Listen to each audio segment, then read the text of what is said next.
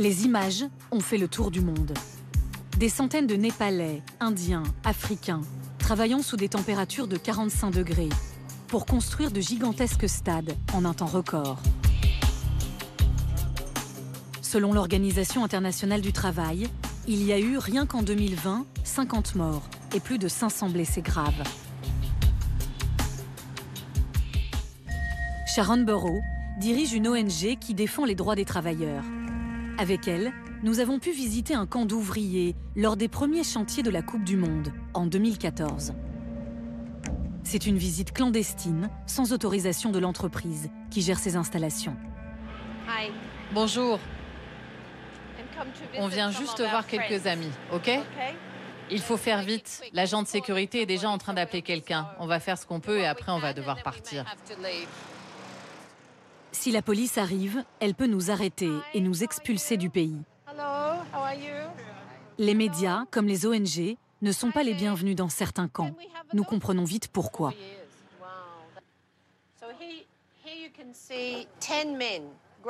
10 hommes, des adultes vivent dans cet espace. Vous vous rendez compte?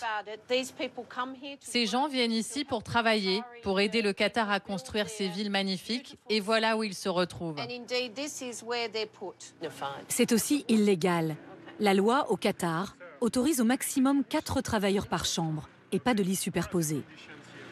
La suite de la visite confirme les conditions difficiles dans le camp. C'est les toilettes et il y a l'eau pour se laver. Au même endroit?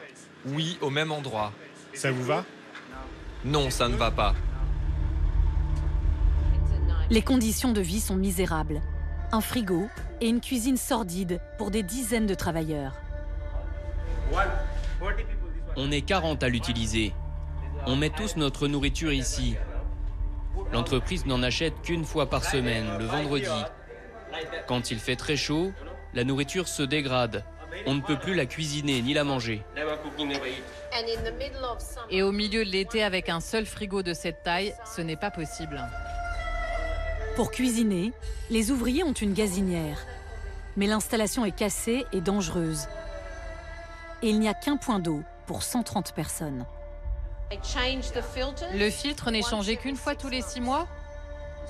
L'eau qu'ils boivent n'est pas saine. Certains ouvriers sont là depuis 4 ans. Quand ils ne travaillent pas, ils passent presque tout leur temps ici, coincés dans ces logements délabrés. À l'époque, les passeports des travailleurs étrangers sont confisqués par leurs employeurs, qui peuvent à tout moment les faire expulser. Impossible pour eux de se plaindre de leurs conditions de travail. Cela s'appelle la kafala. Je ne sais pas pourquoi ils gardent notre passeport. Je ne connais pas la loi. Je me disais que c'était pour des démarches administratives, faire des papiers, et qui nous le rendraient après. Des reportages choquent, mais le Qatar n'aime pas la mauvaise presse. Sous la pression internationale, pour polir son image, il va changer ses lois. À partir de 2016, le pays renforce les droits des travailleurs immigrés. La kafala qui cadenassait un petit peu les ouvriers, beaucoup même, les ouvriers dans une situation de suggestion, encore une fois de domination. C'était quasiment, pour reprendre l'expression, de l'esclavage moderne ces dernières années au Qatar. Et tout ça, c'est fini. La kafala a été abolie. Donc lorsque les ouvriers arrivent, leurs passeports ne sont plus confisqués, ils peuvent changer d'emploi. Un salaire minimum a également été instauré.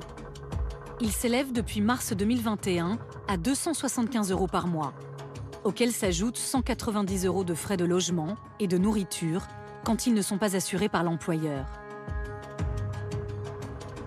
Sharon Burrow, la syndicaliste que nous avions accompagnée dans les camps, parle de progrès considérables, mais encore insuffisants.